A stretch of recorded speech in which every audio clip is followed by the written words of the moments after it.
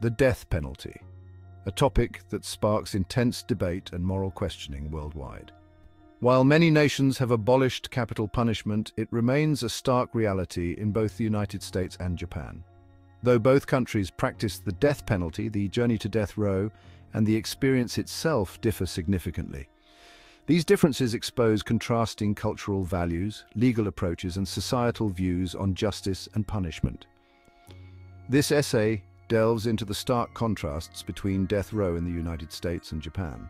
We'll examine the legal processes, the living conditions for those awaiting execution, and the broader societal attitudes towards this controversial practice. By understanding these differences, we gain a deeper understanding of how these two nations grapple with the complexities of crime, punishment, and the ultimate price for justice.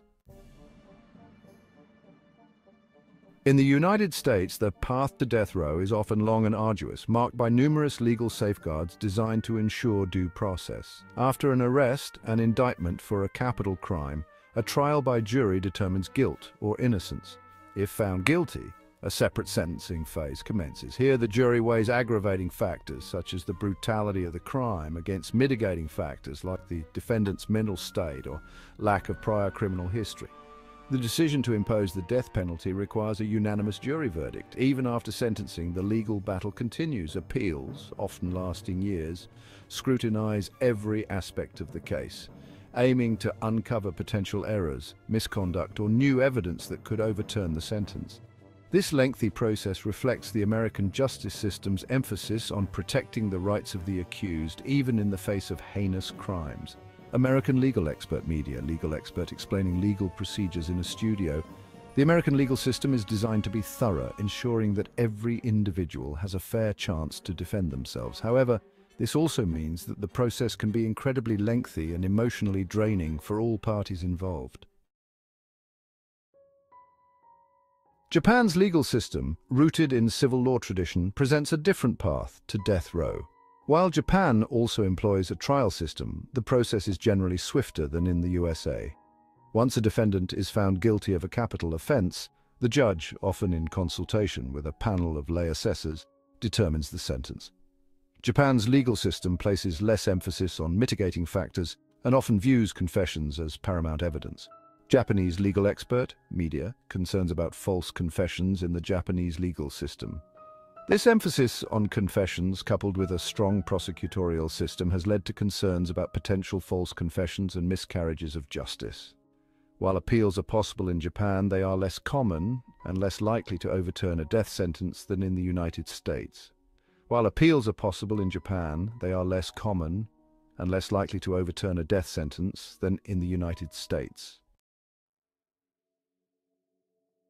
The experience of death row itself diverges dramatically between the two countries. In the United States, death row often conjures images of high-security Supermax prisons where inmates spend years, sometimes decades, in solitary confinement. Limited human contact, restricted movement, and constant surveillance define their daily existence. The psychological toll of such isolation is immense. American death row inmate. Living in a Supermax is like being buried alive. You have so much time to think, to dwell on everything you've done and everything you can't change. It messes with your mind in ways you can't even begin to describe. Japan's approach, while also shrouded in secrecy, differs significantly.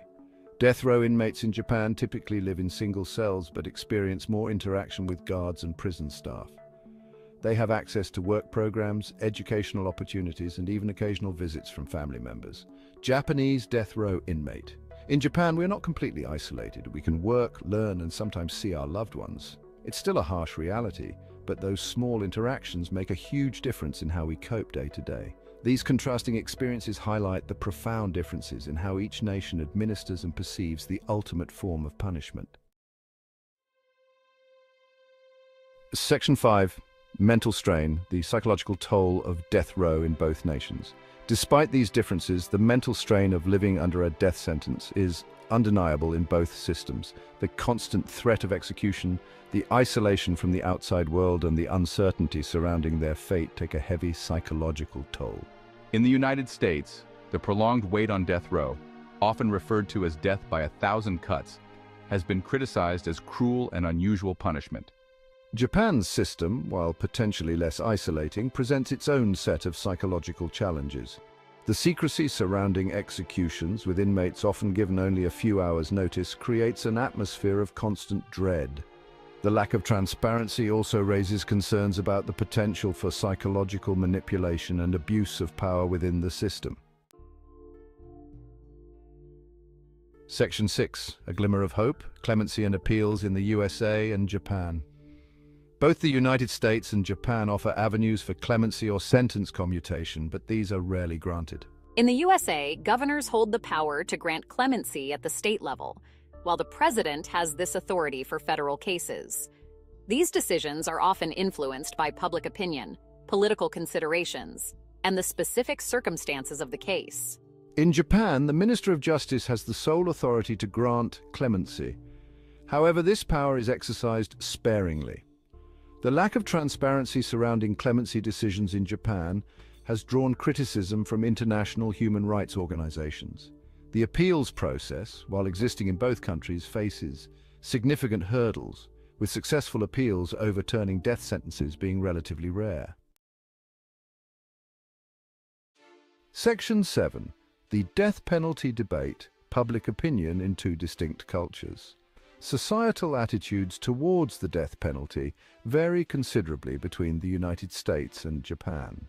In the USA, support for capital punishment has declined in recent years but remains relatively high, particularly among conservative demographics. Arguments for the death penalty often center around retribution, deterrence, and the belief that certain crimes warrant the ultimate punishment. In Japan, public support for the death penalty remains high, with polls consistently showing over 80% of the population in favor of capital punishment. This support is rooted in cultural values that emphasize social harmony and the belief that severe punishment is necessary to maintain order and deter crime. However, a growing movement in Japan, led by human rights activists and legal professionals, is challenging the death penalty on moral, ethical, and legal grounds.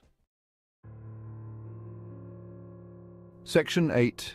Execution methods, lethal injection versus hanging, a human rights debate. The methods of execution also differ significantly between the two nations, sparking further debate about the humaneness and ethical implications of capital punishment. In the United States, lethal injection is the most common method, though some states still allow for alternative methods, such as electrocution or firing squad. Lethal injection, while intended to be a more humane alternative to older methods, has faced scrutiny over concerns about botched executions and the potential for suffering. Japan's sole method of execution is hanging, a method condemned by many international human rights organizations as cruel and inhumane. The secrecy surrounding executions in Japan, with no prior notice given to the inmate or their family, exacerbates concerns about the potential for psychological suffering and the lack of transparency and accountability in the process. Section 9. Seeking answers, the future of capital punishment in the USA and Japan. The future of the death penalty in both countries remains uncertain. In the United States, several states have abolished capital punishment in recent years, citing concerns about wrongful convictions, racial disparities, and the high financial cost of death penalty cases. Public support for the death penalty is also waning, particularly among younger generations. However, it remains entrenched in many states, and its complete abolition in the foreseeable future seems unlikely. In Japan, despite high public support, there are glimmers of change. The growing movement against the death penalty, coupled with increasing international pressure, is prompting some lawmakers to reconsider its use. The lack of transparency and concerns about potential miscarriages of justice are fueling the debate. Whether these concerns will lead to significant reforms or even abolition remains to be seen. Section 10. Conclusion, reflecting on justice, punishment, and the value of life. The stark contrasts between death row in the United States and Japan offer a compelling lens through which to examine broader societal values and approaches to justice. While both nations grapple with the complexities of crime and punishment, their paths diverge significantly. The lengthy legal battles and emphasis on individual rights in the USA contrast with Japan's more expedited process and focus on social harmony. The death penalty, regardless of where it's practiced, remains a deeply divisive and emotionally charged issue. As we've explored, the journey to death row and the experience itself differ dramatically between the United States and Japan, reflecting contrasting cultural values, legal systems, and societal views on justice and the value of life. The debate surrounding capital punishment is far from over, and it's one that will continue to challenge our notions of justice, retribution, and the very essence of humanity.